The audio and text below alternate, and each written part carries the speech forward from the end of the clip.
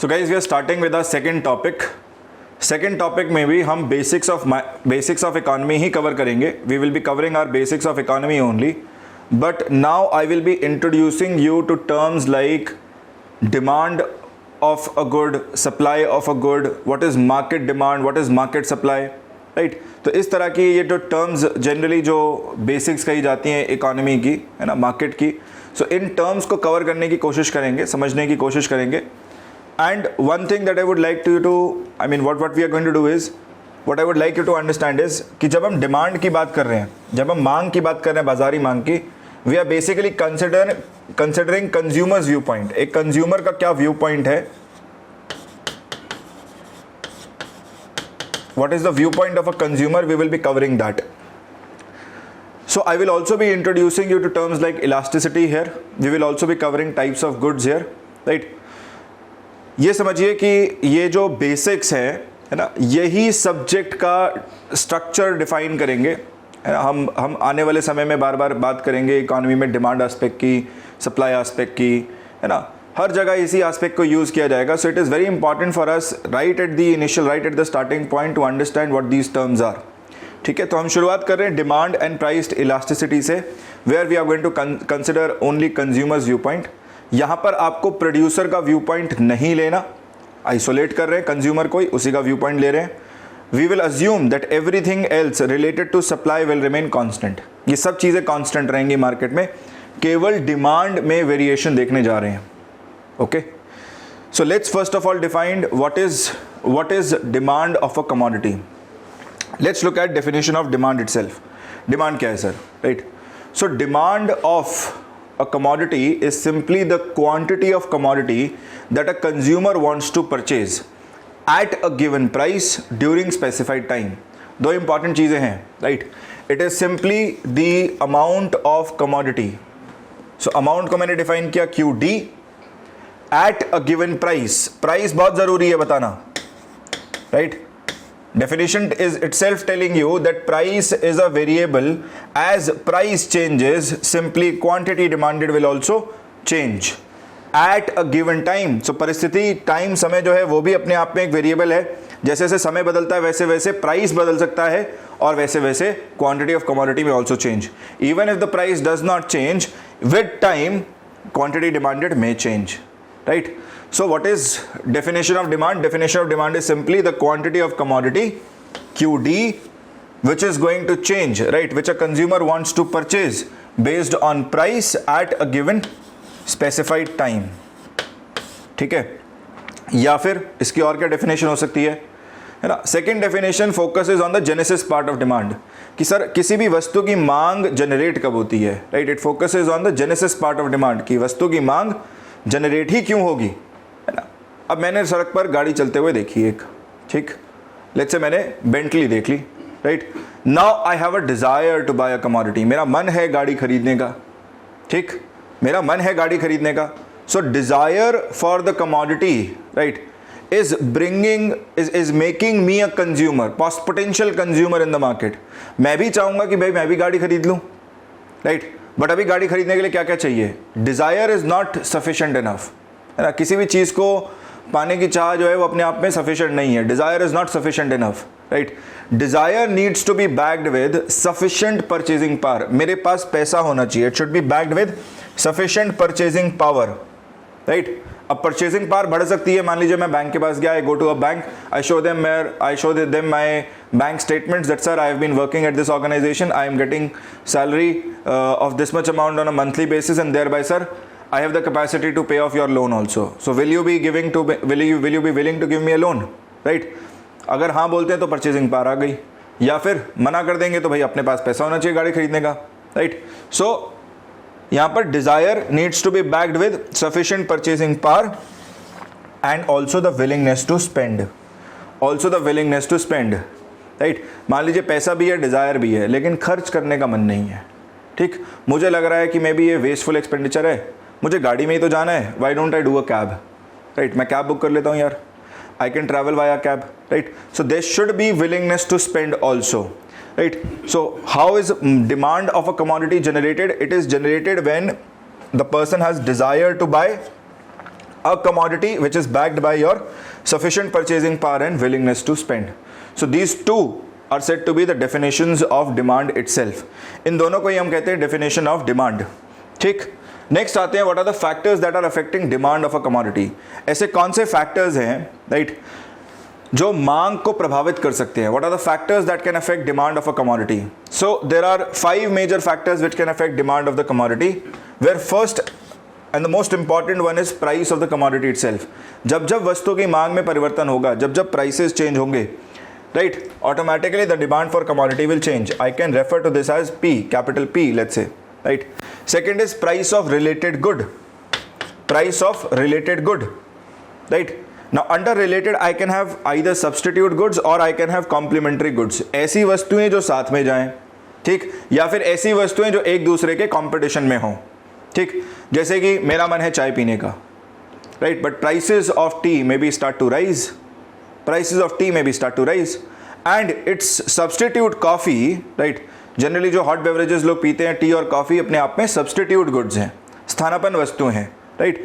So this price of related commodities, ये जो substitute goods हैं हमारे पास राइट, अगर एक का प्राइस फ्लक्चुएट कर रहा है तो दूसरे की मांग पर प्रभाव पड़ेगा right. So price of related commodities like substitute goods और complementary goods itself can affect the demand of a commodity itself. हम आगे ये देखेंगे इसको एग्जाम्पल के फॉर्म में भी. We are going to look at type under this is type of goods also. Third आता है the income of the consumer itself. आप एक कंज्यूमर हैं, आपकी इनकम में अचानक से वृद्धि हुई राइट. सरकार ने आपको डीए दिया, डियरनेस अलाउंस दिया, आपकी राइट डिस्पोजेबल इनकम बढ़ गई. आपकी डिस्पोजेबल इनकम बढ़ गई तो आप खर्च भी अब ज़्यादा कर सकते हैं. So income of the consumer will also affect demand of the commodity itself. Then taste and preferences. Taste and preferences right, मान लीजिए गाड़ी खरीदनी है, बहुत सारे इंडियंस की जो है प्रेफरेंस है towards going for the Maruti brand. वो प्रेफर करते हैं मारुति ब्रांड को. क्यों प्रेफर करते हैं? इसलिए प्रेफर करते हैं because the spare parts are available easily right. The service cost is very low. After sales भाई सर्विस तो करानी पड़ेगी गाड़ी, तो उसकी कॉस्ट कम है राइट. सो प्रेफरेंस किधर की तरफ है वो भी अफेक्ट कर सकती है मार्केट में right demand of the commodity itself. Then choices and trends can also affect demand of the commodity. अब यही सेम एग्जाम्पल को आप देखिए ऑटोमोबाइल सेक्टर का ही, 4 व्हीलर का. So the new companies that are coming in, companies like Kia, MG Hector, right? All these companies, ये जो company आ रही है मॉरिसन गराजेस, Kia, ये क्या प्रेजेंट कर रही हैं? एक नया तरह का ट्रेंड दिखा रही है, नई तरह की चॉइसेस प्रेजेंट कर रही हैं. सो कंज्यूमर्स अब इनकी तरफ मूव कर रहे हैं, ये सुनो राइट. सो वे कर सकते हैं अपने ऑप्शंस को. So choices and trends in the market will also affect demand of commodity in the market itself. So next हम क्या करेंगे? Next we have talked about an individual's demand. हमने अभी तक क्या किया है? एक इंडिविजुअल व्यक्ति की हमने बात करी है right. that when this person, when he has the desire to buy and is backed by sufficient purchasing power, then this is the quantity demanded by him at this price at this time. ठीक, ये है उसकी quantity demanded इस particular price level पर और इस समय पर right. But now I no longer want to be content with micro. मुझको तो मैक्रो लेवल से भी डील करना है राइट. सो मैं क्या करता हूँ, इसको मैक्रो लेवल पर लेके जाता हूँ. So instead of taking one single consumer I will take all the consumers of that commodity. मैं सभी कंज्यूमर्स को कंसिडर करता हूँ. So let's say I don't have just one single person. ये तो P1 थे right. So I consider everyone, P2, P3, P4, P5, so on and so forth right. So I ask all of them that sir what is your quantity demanded. So ये कहते हैं quantity demanded D1, इनका है quantity demanded D2, quantity demanded D3 right, at the same price, at the same time, at the same price, at the same time. Now I add all 3 of them.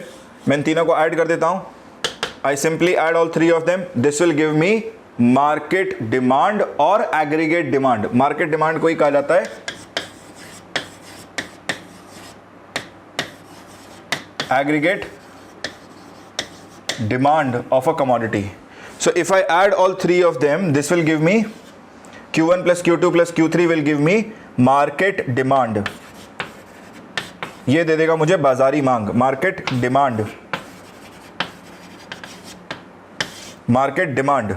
So what is market demand? Define कैसे करें? Market demand is simply the quantity of commodity that all consumers of that commodity are willing and able to buy at a particular price at a given period. Next, we want to look at what are the factors that are affecting market demand. Market demand को ऐसे कौन से factors affect कर सकते हैं? So the factors that can affect market demand, कुछ तो पहले से ही आ रहे हैं, right? और कुछ इसमें additions हो सकते हैं, right? जैसे कि price of commodity itself, commodity का price एक major factor है. This will also affect market demand. Then price of related goods will also affect the market demand. This is PR. Similarly, income of the consumer, let's refer to this as Y. Income of consumer is also going to affect market demand. Then taste and preferences, T. Taste and preferences will also affect market demand. Then choices and trends will also affect market demand. एक नया factor जुड़ रहा है यहाँ पर, and that new factor is population size, right? Not just one, in fact एक और भी है, distribution of income. Distribution of income. So population size, let me refer to this as P naught. आपने रिसेंटली देखा होगा कि भाई भारत को कहा जाता है that India is a consumption market. Bharat एक कंजम्पशन मार्केट है. आप कोई भी वस्तु टेस्ट आउट करना चाहे globally, right, India is a very good market to test out any product. आप कुछ भी बना के बेचना चाहें, हमारे देश में जनसंख्या जो है 137 करोड़ है, 137 करोड़ लोग हैं, ठीक. तो हर स्पैन में, मतलब पूरे इनकम लेवल में अगर देखें तो रिचेस्ट भी हैं और बॉटम पर भी हैं. तो कमोडिटी के रिस्पेक्ट में this is a very good sample space that we have. You bring in any commodity, there will be demand for it and there is going to be substantial demand for it, right. So अगर हम factors affecting market demand की बात करें ना, तो population size भी market demand को प्रभावित करता है. अब इसी के कंपैरिजन में आप एक कोई छोटा सा देश उठा लीजिए, pick up any country where the population is just 1 crore people, 1 crore लोग हैं, ठीक. तो अपने आप डिमांड कम रहेगा मार्केट में, बाजार में, यस और no. Then distribution of income also, right. मैंने इसी पॉइंट में आपके साथ डिस्ट्रीब्यूशन ऑफ इनकम की भी वैसे बात करी है. I have considered richest and the poorest. So ये जो स्पेक्ट्रम है ना, रिचेस्ट से पुअरेस्ट, ये जो इनकम लेवल्स डिस्ट्रीब्यूशन है, this itself is very wide here, है ना. सो ये डिस्ट्रीब्यूशन भी अफेक्ट कर सकता है. For example, let's say if BMW is trying to enter Indian markets, then it will definitely look for distribution of income. देखेगा कि नहीं भाई, क्योंकि BMW जो है वो 5 लाख 6 लाख की तो बिकेगी नहीं. It is going to sell off for 30 lakh rupees, 35 lakh rupees. So they need to have substantial number of people who are going to be there in that bracket of, है ना, in that bracket of income level. जब तक वो higher income level group में उतने लोग ना हो, तब तक बाजार में मांग नहीं होगी, right? So distribution of income level in the economy will also affect the market demand itself.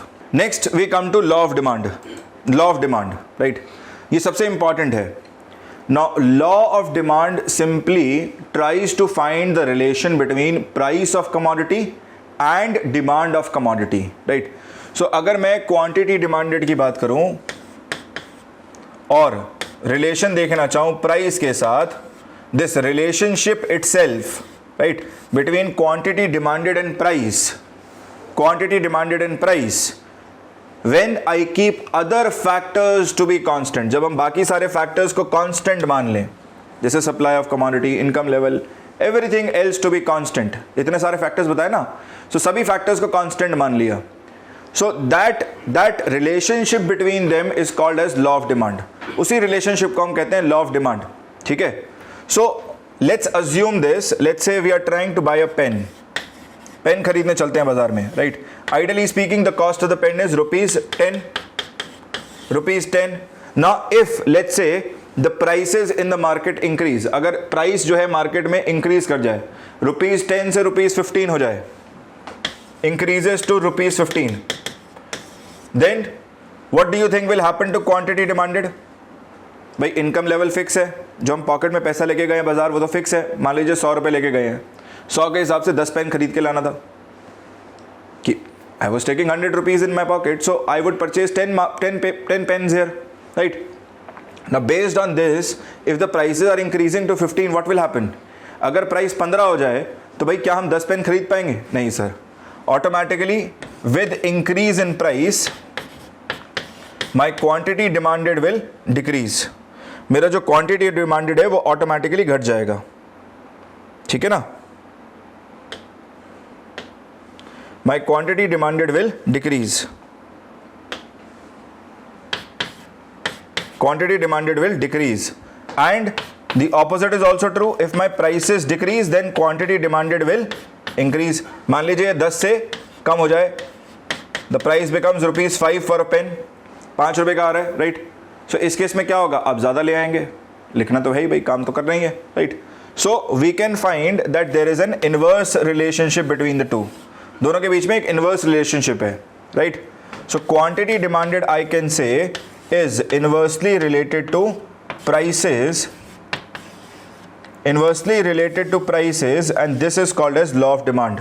Law of demand condition क्या है, that other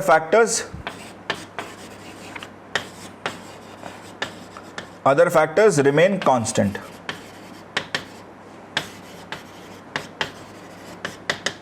Other factors should remain constant. So if other factors remain constant, then quantity demanded is going to fluctuate with prices. जैसे price बढ़ेंगे तो quantity demanded कम होगा, और अगर prices कम होंगे तो क्वांटिटी डिमांडेड अपने आप बढ़ जाएगा. ठीक है, इसी को हम कहते हैं law of demand. Law of demand. Now let's try and see what is demand schedule. ठीक है, सो हमने क्या किया, ये जो रिलेशनशिप निकाली हमने, that quantity demanded is inversely related to prices. अब इसी के आधार पे हम एक टेबल ड्रॉ करते हैं. Let's represent this in tabular form. एक टेबल के फॉर्म में से रिप्रेजेंट करते हैं. Let's represent this in tabular form, right. तो टेबल के फॉर्म में कुछ ऐसा निकल के आएगा, आई बिलीव. हमने प्राइस ऑफ कमोडिटी एक्स ले लिया और डिमांड ऑफ कमोडिटी एक्स ले लिया. So if my price is 10, demand was 100, price बढ़ गया, price is increasing. So as I go down, prices tend to increase 20, 30, 40, 50. So I can see demand is going to decrease here. जैसे जैसे मैं नीचे आ रहा हूँ वैसे वैसे मांग क्या हो रही है, घट रही है. Demand is decreasing here. So I can से कि इसी रिलेशनशिप का टैबुलर फॉर्म क्या है, it is demand schedule. It is simply demand schedule. Next let's try and plot this, right. इसी को हम क्या करते हैं, इसी जो डिमांड स्केड्यूल को हमने बनाया है, right. Let's try and plot this in the form of demand curve. ठीक, डिमांड कर्व. तो डिमांड कर्व कैसे निकालें, डिमांड कर्व के लिए हमें ये जो दो पैरामीटर्स है, demand of commodity and price of commodity, इसको दो पर्टिकुलर एक्सीज पे लेना होगा. ठीक है, दो पर्टिकुलर एक्सीज पे लेना होगा, और फिर चेंज देखना होगा कि किस प्रकार से ये दोनों पैरामीटर्स चेंज हो रहे हैं. ठीक है. So if I try and draw this, let me consider prices to be on y axis. Prices को अगर हम y axis पर ले लें, और quantity को if we take it on x axis, so quantity इधर की ओर बढ़ रहा है, prices ऊपर की ओर बढ़ रहा है, right? So I have, let's say PB छोटा कम प्राइस है, let's say it is ₹20, PA is 40. सो 20 पर क्या था, 20 पर the demand part was high, 20 पर the demand was 80, and when prices become 40 the demand was 40 itself. So मेरे पास ये दो पॉइंट्स निकल के आ गए, right. I have these 2 points A and B. Now if I draw a line between both of them, what will I get, I get demand curve. ध्यान से देखिएगा, you will find that this is a downward sloping curve. ये क्या है अपने आप में, this is a downward sloping curve. This is a downward sloping curve. Downward sloping curve का मतलब जैसे जैसे प्राइसेस जो है वो बढ़ रहे हैं, वैसे वैसे क्वांटिटी जो है वो कम हो रहा है. ठीक, तो ये कर्व ऊपर से नीचे की ओर आ रहा है. ठीक. Now if I want to calculate the slope of this curve, ये जो रेड लाइन हमने बनाई है, अगर इसी का हम स्लोप निकालना चाहें तो कैसे निकालेंगे. Slope is simply, I think हम फॉर्मूला से निकाल सकते हैं, delta Y by delta X. So Y axis पर क्या है मेरे पास, वाई एक्सिस पर I have prices. So delta Y is going to be PA minus PB या P1 माइनस P2, जो भी आप लेना चाहें, PA माइनस PB, और डिवाइड किससे कर दें, let's divide this with delta x. so delta x क्या हो जाएगा हमारा,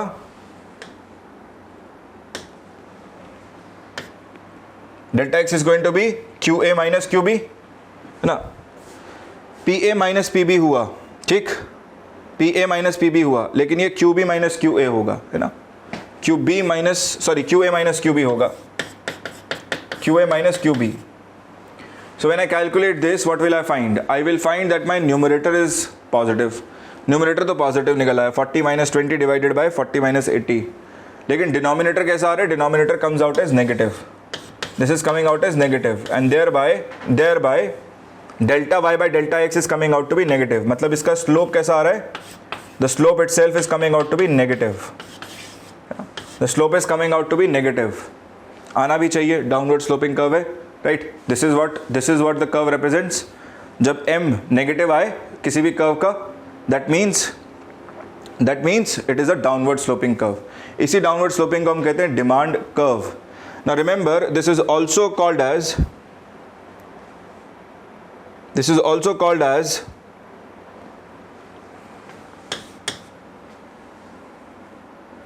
movement along the curve. This is also called as movement along the curve. Movement along the curve, right? So demand क्या कर रहा है? इस curve के along move कर रहा है, right? ऊपर या नीचे जा रहा है. जैसे जैसे prices shift कर रहे हैं, जैसे जैसे prices move कर रहे हैं, वैसे वैसे ये quantity जो है ये move कर रहा है. So I can also call this as movement along the curve. Guys, now before we go to shift in the curve, shift पर जाने से पहले हम क्या करेंगे? Let me also explain you the different types of goods that we have. ठीक है, so I am bringing this topic in the middle, types of goods, ताकि आपको ये थोड़ा रिलेट करने में और बेहतर लगे, right? You will be able to relate to this component much better. So I am starting with types of goods and I am bringing to you the very first set of goods which are complementary goods. Now the definition of complementary goods is that these goods they will go hand in hand with each other. ये goods साथ में consume की जाती हैं, right? You will consume them together. For example, your bread and butter, bread and jam, right? Car and petrol, right? Tea and sugar. So these set of goods, these kind of goods, they are called as complementary goods. ठीक है, so ये definition हो गया complementary goods का, right? These are examples. Now if you try and draw the curve for these kind of goods, अगर आप इन goods के लिए curve draw करने की कोशिश करें, ठीक है, so let me draw a curve for these set of goods.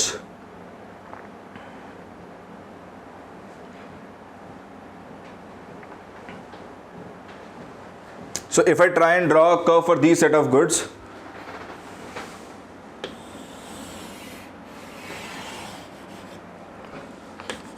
so let's say this is my price and this is my quantity. This is my price and this is my quantity, right? So हम अपना example ले लेते हैं, bread and butter, bread and butter, right? So if I find that my prices of bread are fluctuating, मेरे price क्या हो रहे हैं? ब्रेड के फ्लक्चुएट हो रहे हैं, ठीक?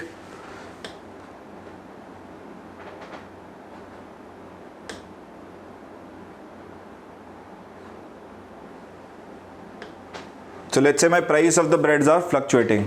So मेरे ये दो प्राइस हो गए, राइट? एक हाई पर ले लिया, एक लो पर ले लिया. So my price of bread, this is P1 which is high, this is P2 which is low. Higher price पे क्या नजर आएगा? हायर प्राइस पर कंजम्पशन कम हो जाएगा ब्रेड का, ठीक? So I will find it to be somewhere here. Let's say Q1. So ये निकल आया, राइट? P2 पर this number will increase. So let's say it is somewhere here. Q2, right? So if I want to draw it, shape क्या होगा curve का? The shape of the curve will be somewhat like this, downward sloping curve. ये curve क्या बन गया? This becomes quantity demanded for bread. Quantity demanded for bread. So if this is the curve, right? And now I want to see what is going to be the curve for butter also, right? So let me change the ink color. इसी पे बना के देखते हैं, right? कि हमारे butter के prices कैसे चेंज हो रहे हैं, राइट? या बटर के प्राइस ना भी चेंज हो, sorry, let's assume that the butter prices are constant. अगर बटर के प्राइस कांस्टेंट है तो क्या क्वांटिटी ऑफ बटर चेंज होगा? बिल्कुल चेंज होगा. Quantity of butter will also show me almost same kind of a curve itself. वो बिल्कुल इमिटेट करेगा इस कर्व को. It will imitate this kind of curve itself, imitate क्यों करेगा, right? Remember that these are goods which are use together. So earlier if I was buying 2 breads, right, I was also buying 2 butters with it, right? But now if I am buying just one single bread, will I purchase 2 butters? No sir, I will only purchase one single butter. So जैसे जैसे मेरा commodity consumption जो है, right, जैसे जैसे मतलब उल्टा चल के देखे ना कि ज़्यादा कमोडिटी से कम कमोडिटी पर जा रहे हैं, वैसे ही सिमिलरली बटर के केस में भी हम कम कमोडिटी की ओर प्रोसीड करेंगे. ठीक है, सो ये हो गया. This is my curve for complementary goods. So in the case of complementary goods the demand curve will go together. जैसा पहले के लिए होगा वैसे ही दूसरे के लिए होगा. ठीक है, और याद रखिएगा यहाँ पर एक ही गुड ब्रेड के ही प्राइसेस में चेंज हो रहा है, according to which the commodity consumption for the quantity demanded for butter is also changing, it is also declining. Next we have substitute goods. जो अगला हमारा वो है substitute goods, the second type of goods. Now what are substitute goods? Substitute goods are those goods which are used in place of each other, जो एक दूसरे के स्थान पे यूज़ की जाए. जैसे कि एग्जाम्पल के लिए आज के ज़माने का एग्जाम्पल लेते हैं. Let's take the case of Uber and Ola. Now in the case of Uber and Ola, what do you find? भाई हमें तो कैब लेनी है, right? We have to simply take a cab to move from one place to the other. It doesn't really matter to me, right? दोनों ही भाई same ही तरह की गाड़ी भेजने वाले हैं. ठीक, सो आप क्या करते हो, आप सबसे पहले प्राइसेस चेक करते हो ऊबर पे और फिर प्राइस चेक करते हो ओला पे. जहाँ कम दिखा वहाँ पर बुक कर देते हो, right? So these are substitute goods. These are goods which are used in place of each other. Now if I draw a curve for them, अगर मैं इस तरह की वस्तुओं के लिए कर्व ड्रॉ करूं, ठीक है, so let me first take a screen. So if I want to draw a curve for this set of goods, what will I find? So ये ले लेते हैं पहले तो ऊबर के लिए. ठीक, that this is my price of Uber.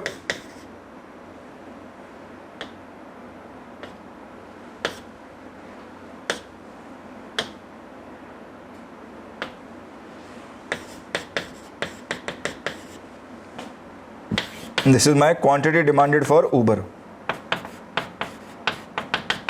ठीक है जी. So I find that when the prices start to increase, जब इसके prices बढ़ जाते हैं, है ना, जब यहाँ पहुँच जाएंगे, so quantity demanded automatically decreases. But when prices are low, quantity demanded remains high, thereby giving me this kind of a curve. But if I compare this curve with its competitor now, है ना, इसी के competitor से जरा देखो, जरा compare करके. अब इस कर्व पे याद रखना हम क्या कर रहे हैं, हम प्राइस ऑफ ऊबर ही लेंगे, right? I take in the price of Uber only and I assume that price of Ola remains constant. Price of Ola remains constant, ये चेंज नहीं हो रहा. चेंज क्या हो रहा है? Only the price of Uber is changing. Realistic world में ऐसा नहीं होता, राइट? रियलिस्टिक वर्ल्ड में ओला के प्राइस भी चेंज होंगे, but I am just assuming that price of Ola will remain constant, right? Now assuming that they remain constant, right? जब higher price था, व्हेन ऊबर का price was high, right, Uber का price high था, तो यहां पर हम लिख रहे हैं डिमांड, क्वांटिटी डिमांडेड फॉर ओला. ठीक, आपने देखा ऊबर का प्राइस हाई है, ओला का प्राइस सेम है, राइट? कंपैरेटिवली आप क्या करोगे? You will basically go for Ola itself, assuming it is a bit lower, right? So आपने अभी भी इसी को प्रेफरेंस दी, आपने इसको अभी भी, when price of Uber is high,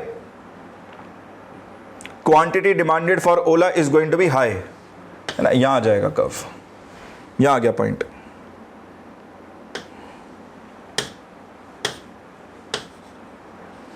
And when price of Uber is low, it is possible that you may book Uber instead of Ola also, है ना? So automatically quantity demanded for Ola also will remain low. So यहाँ पर क्या दिखेगा? यहाँ पर हमें दिखेगा ऐसा तरह का curve. I will find a curve somewhat of this shape. ठीक है, कि भाई एक वस्तु के प्राइसेस से उसके जो सब्सटीट्यूट गुड्स है ना, उसकी डिमांड इफेक्ट हो रही है. ठीक, so this example itself is very good in terms of in terms of understanding that when price of one particular good is fluctuating and the second good's price remains more or less constant, then the demand for the second good may also get affected. और यहाँ पर क्या देखने को मिल रहा है, यहाँ पर हमें ऑपोजिट देखने को मिल रहा है कि एक वस्तु की मांग घट रही है, दूसरे की सब्स्टिट्यूट गुड की मांग बढ़ जा रही है. कस्टमर जाएगा तो ना he will travel using any of the two, right, और चूज क्या करेगा, he will basically choose the cheaper of the two options, right. Similar is the case with Coke and Pepsi also. Coke और Pepsi के लिए ऐसे ही कुछ कहानी देखने को मिलती है जहां पर अगर कोक के प्राइस बढ़ते हैं तो पेप्सी की demand automatically will start to increase. So these are called as substitute goods itself.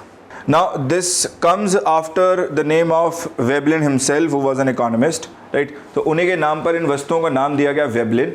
Veblen goods क्या है? Veblen goods are basically those goods which are associated as status symbols by the society.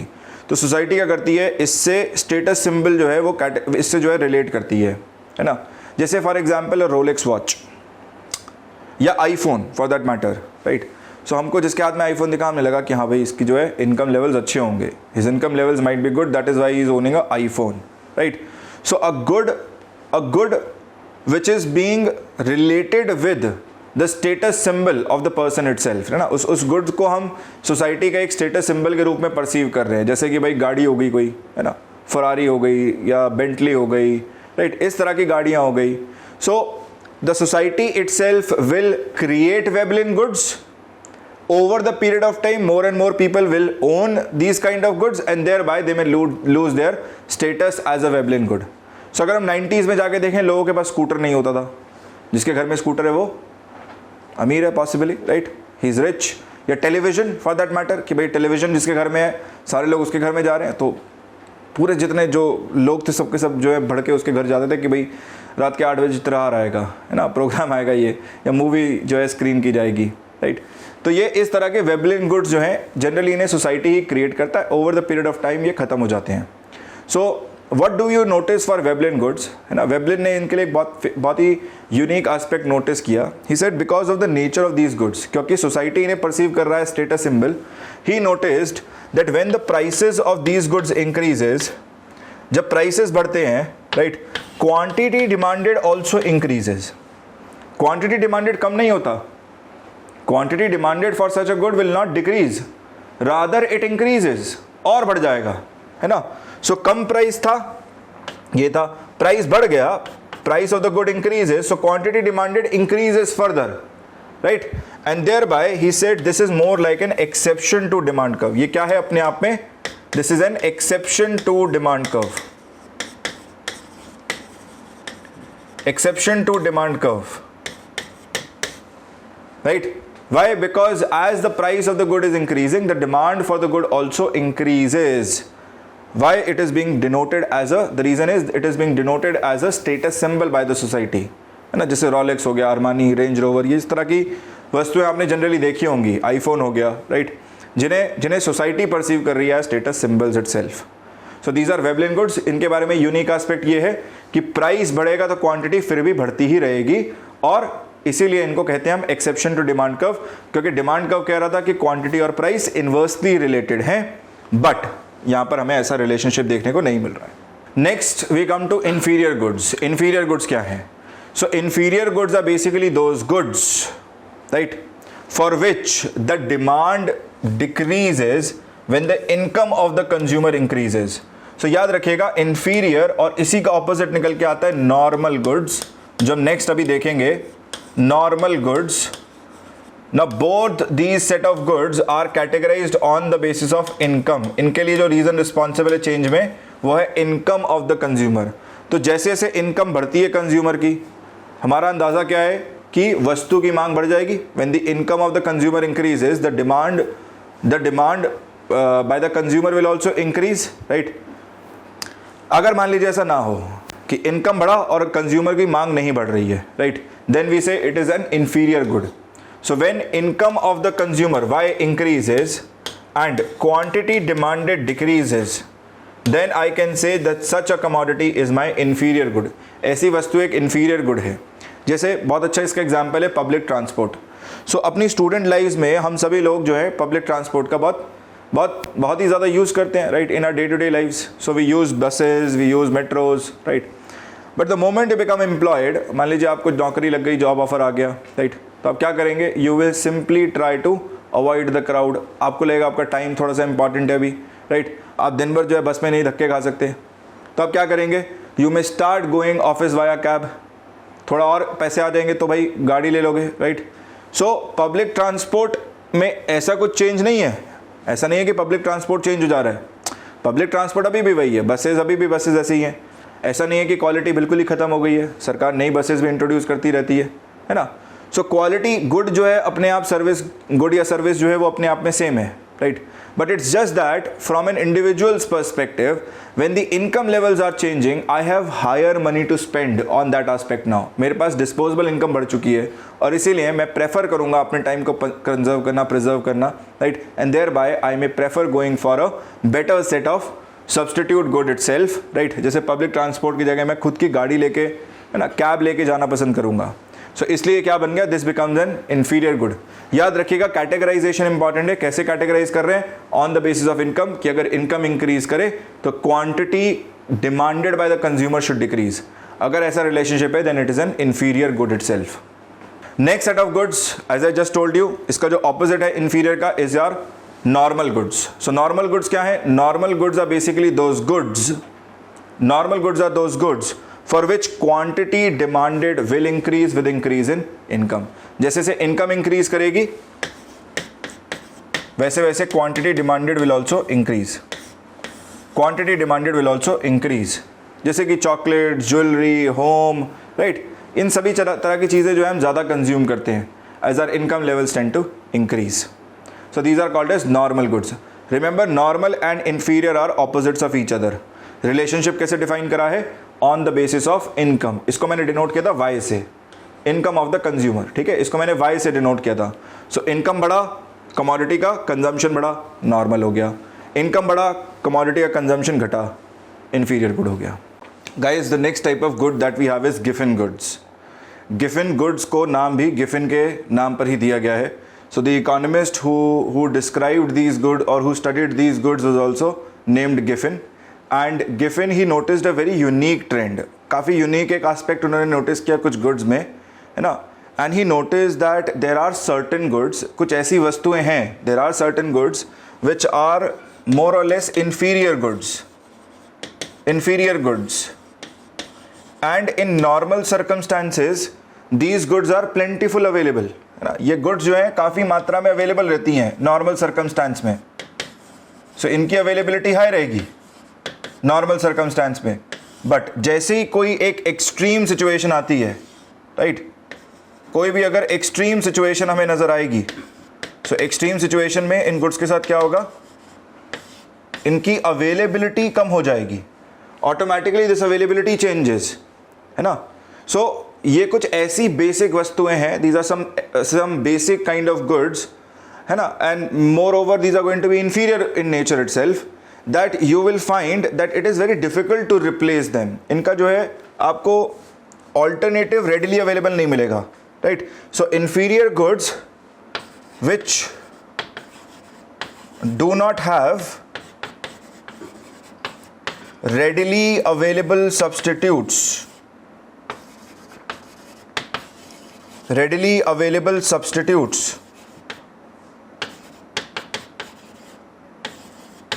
Right. ऐसी कुछ वस्तुएं जिन्हें हम basic अपनी day to day life में consume तो कर रहे हैं, नॉर्मल सर्कमस्टांसेस में नॉर्मल अवेलेबल भी हैं, लेकिन एक एक्सट्रीम सिचुएशन आने पर इनकी अवेलेबिलिटी घट जाती है. और साथ ही साथ हम ये देख सकते हैं कि इनका कोई सब्सटीट्यूट रेडी फॉर्म में अवेलेबल नहीं है मार्केट में, है ना. क्लोज सब्सटीट्यूट्स मिल सकते हैं, लेकिन, है ना, वो पूर्ण रूप से उसको सब्सटीट्यूट करने में सक्षम नहीं है. The substitutes that we may have, the closest that we may get, they may not be perfectly substituting the component itself, right? And thereby you will find that during extreme situations, for example, let's say when there are natural calamities like landslides taking place, earthquakes occurring, right? Or let's say there is drought season. So ऐसे समय में क्या होगा? Automatically Giffen goods का जो demand है वो बढ़ता चला जाएगा. The demand will keep rising and simultaneously the price will also keep rising. Now the story behind Giffen goods as to how they were discovered or how they were described by Giffen is also very unique. So Giffen क्या कर रहे थे? Giffen जो है, he was studying Ireland's economy and he was looking into the time period when there were Irish famines. So Irish famines के time पर, ये again Britishers की ही कहानी है, that wherever Britishers went we do find famines occurring in that place, है ना. कुछ tampering ऐसा करते थे, कुछ पॉलिसीज ऐसी बनाते थे जिसके कारण फेमाइंस देखने को मिलता था. सो आयरलैंड में भी एक पीरियड में फेमाइंस हुई. There were very heavy famines in that the entire region. Now generally the staple diet of people in Ireland is potato meat and pig meat and potato. Staple diet में दो चीज़ें आती हैं, pig meat and potato. Now potato majorly is vegetarians, है ना, and pig meat can be consumed by non-vegetarians as well as, है ना. So ऐसे mixed diet चलता है वहाँ पर generally. So in this time period of Irish famines, he noticed a very unique trend. He noticed that the demand for potatoes is rising and prices of potatoes are also rising, and with increase in prices the demand still keeps increasing. क्या देखा उन्होंने कि जो quantity demanded है वो लगातार बढ़ता चला जा रहा है ना, even though the prices of potatoes are rising, right. And he said that there is a very unique aspect. ये क्या कर रहे हैं, ये गुड्स ना हमारा लॉ ऑफ डिमांड फॉलो नहीं कर रहे हैं, they are not following law of demand.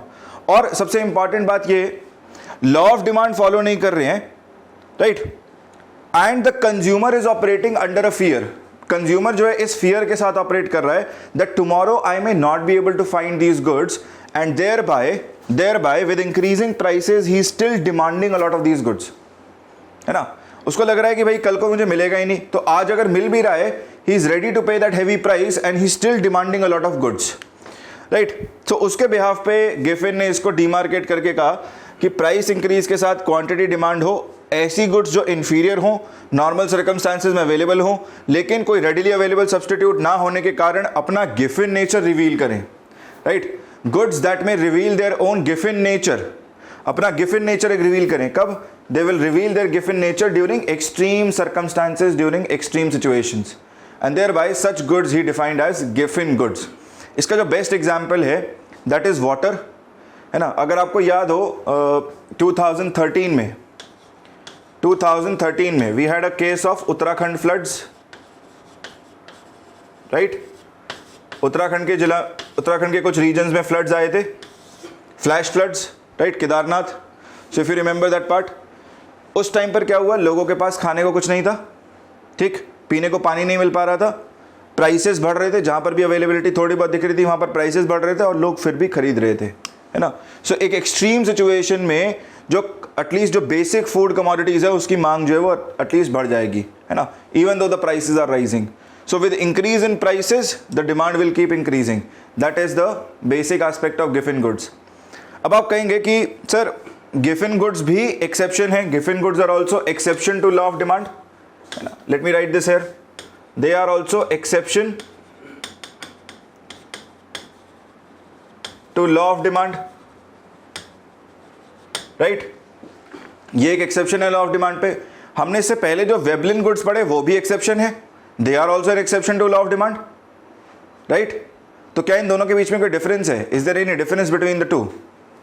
Commonality तो पता लग गई that both of them they are an exception to law of demand. What is the difference between the two? See, Veblen goods are majorly status symbols. Veblen goods को society perceive करती है as a status symbol. उसको लगा कि यार घड़ी अच्छी है, रॉलेक्स की घड़ी है ना, तो भाई रॉलेक्स की घड़ी अपने आप में स्टेटस सिंबल बन गई सोसाइटी में, जिसके पास है भाई बहुत अमीर है, राइट. बट इनका केस क्या है ना, ये नॉर्मल सर्कमस्टांसेस में तो आपको लगेगा कि हाँ बहुत अवेलेबल है, it is readily available, it is plentiful available, but during extreme circumstances you will notice that the availability suddenly drops. इसकी अवेलेबिलिटी अचानक से गिर जाएगी और बहुत बेसिक गुड होगा, जैसे सॉल्ट हो गया, कोई रेडिली अवेलेबल सब्सटीट्यूट ही नहीं है ना. तो नमक की कमी नमक ही पूरी कर सकता है यार, उसकी कमी तो और कहीं से पूरी नहीं हो सकती, राइट.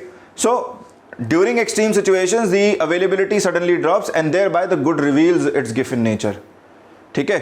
सो गिफिन गुड और आपका वेबलिन गुड्स में फर्क है, वो जनरली लग्जरी प्रोडक्ट्स के लिए बात करता है, ठीक है. ये इंफीरियर गुड्स के रिस्पेक्ट में रहेगा, जिसकी inferior goods that to which do not have readily available substitutes. ठीक है, सो आपको ये याद रखना है. Guys, the next kind of goods that we have is public goods. सार्वजनिक वस्तुएं कहते हैं इसको हिंदी में. So public goods, goods that belong to the state, right, to the government, and the government will maintain them, the government will create them, right? So state is creating them for the purposes of use by everyone in the society. सभी के use के लिए इनको create किया जा रहा है ना. For example we have park, we have footpath, we have roads, etcetera etcetera, है ना. सो आप जब भी पार्क, फुटपाथ, रोड्स देखें तो याद रखिए these are all public goods, these are all public goods. ठीक है. सो पब्लिक गुड्स के केस में क्या रहता है, generally if there is price, अगर इसके लिए कुछ प्राइस है तो वो जनरली कम रहेगा ताकि सभी लोग इसको कंज्यूम कर पाए. प्राइस अपने आप में एक बैरियर ना रहे. Price shouldn't remain a barrier for the people who want to consume that good, right. अगर होगा भी तो अदरवाइज मेजरली ये नेग्लिजिबल ही रहता है. It is close to zero only. ठीक है, it is close to zero only. So यहाँ पर जनरली हमें दिखेगा कि प्राइस के बेसिस पर इसकी कहानी नहीं है, right. So price is not a factor here, it is remains more और less fixed, it will remain low as close to zero itself, है ना. इनका डिमांड कैसे इंक्रीज करता है, the demand keeps increasing over the period of time. So इनकी मांग समय के साथ बढ़ती है ना. Demand will increase as time progresses. और क्यों बढ़ रही है, जैसे जैसे टाइम बढ़ेगा वैसे वैसे डिमांड बढ़ेगी. क्यों बढ़ेगी, because simply the number of population increases, है ना. पॉपुलेशन उस जगह की बढ़ती चली जाएगी. जैसे जैसे पॉपुलेशन बढ़ेगी, नंबर ऑफ कार्स बढ़ रही हैं, रोड की मांग बढ़ रही है. सिमिलरली पॉपुलेशन बढ़ रही है समय के साथ, the people are demanding more parks to be created in the area, more greenery to be there in the area. Okay, public goods. Guys, the next type of goods that we have are free goods. Free goods.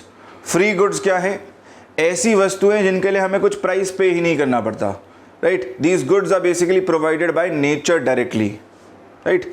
They are provided by nature directly to us, right. And there bye there is no price that we can put on them. कोई कीमत नहीं रख सकते इसके ऊपर हम, right. So these are consumed without paying any kind of price, without paying any kind of price. And very good example here could be air and sunlight again. Air as well as sunlight. Guys, the next set of goods that we have are necessity goods. Necessity goods.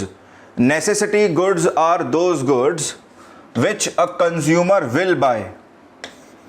Which a consumer will buy. Right? No matter what the price is. आप price को कितना मर्जी change करिए, right. आप income level कितना मर्जी change करिए, the consumer is bound to buy them, right. And he is buying them because it is more like a necessity. ठीक है, बेसिक आवश्यकता है वो, बेसिक नीड है, right. So for example water and electricity.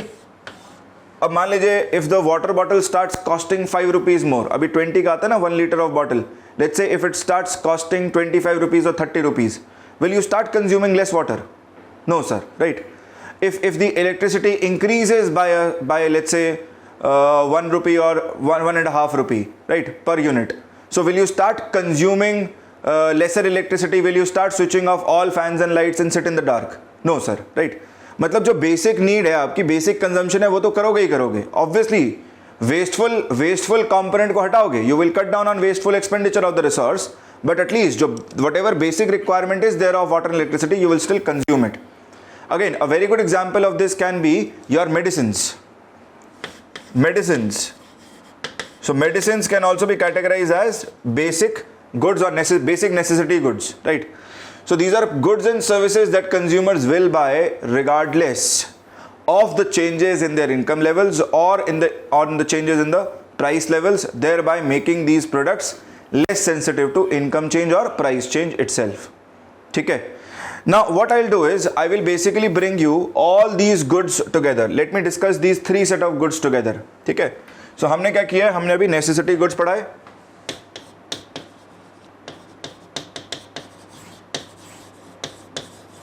उससे पहले हमने फ्री गुड्स पढ़ा है, ठीक है. And before that we have studied public goods. Now if I want to draw let's say demand curve for these goods, how will it look like? ठीक है, तो एक डिमांड कर्व बना के देखते हैं इन गुड्स के लिए.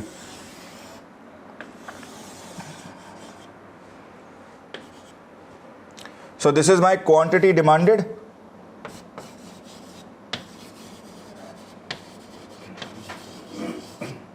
This is my quantity demanded QD and this is my let's say price. ये है मेरा price of the commodity. ठीक है. So let me come to the first one.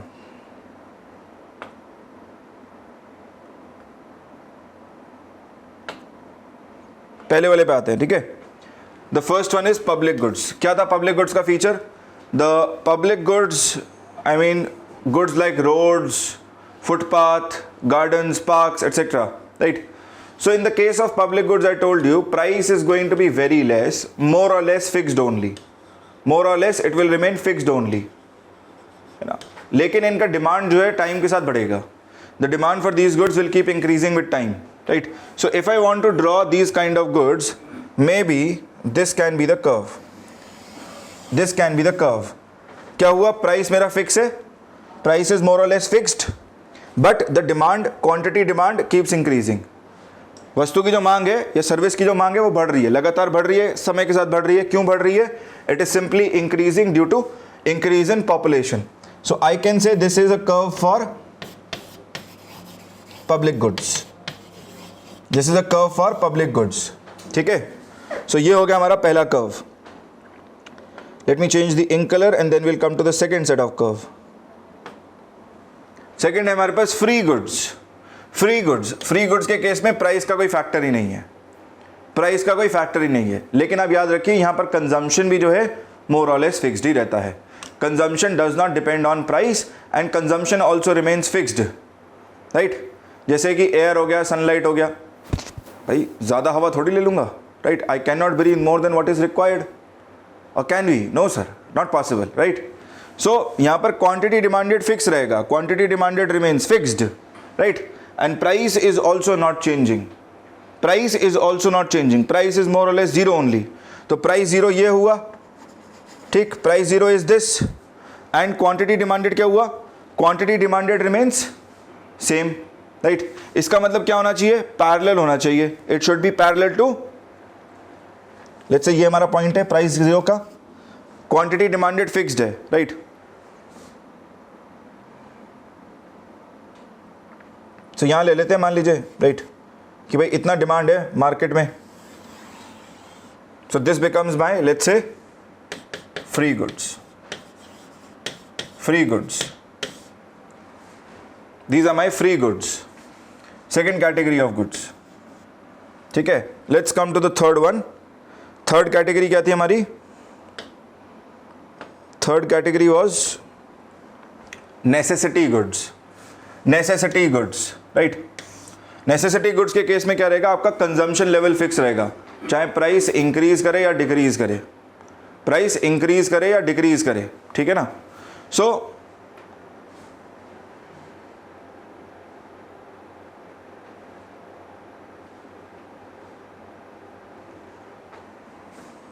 Just hold on. Free goods के case में एक point होगा. This is not going to be a line, this is going to be just a point. ठीक है. Let me change this.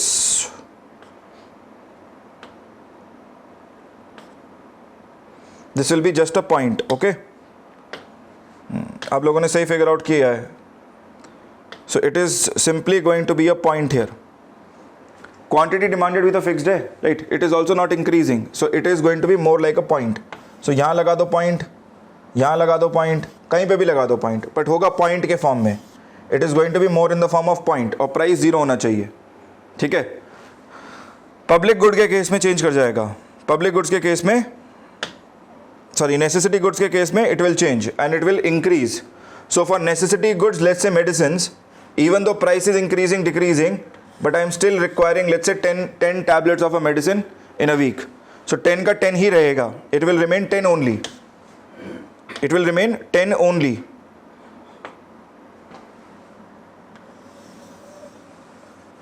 ठीक है. ऐसे बना देते हैं. So quantity demanded remains more or less the same.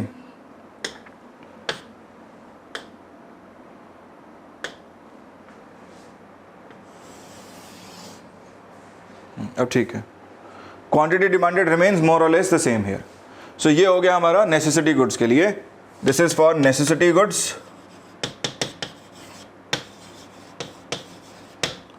ठीक है, and this point that I have drawn, right, this can be for free goods. This can be for free goods. So free goods के case में एक point ही आएगा. Quantity demanded fixed है, price भी alter नहीं कर रहा, क्वांटिटी डिमांडेड भी ऑल्टर नहीं कर रहा, इसलिए एक पॉइंट के फॉर्म में डिनोट कर रहे हैं. Okay, so you can take a screenshot of this और you can draw it also. Guys will continue the remaining topics in the next part.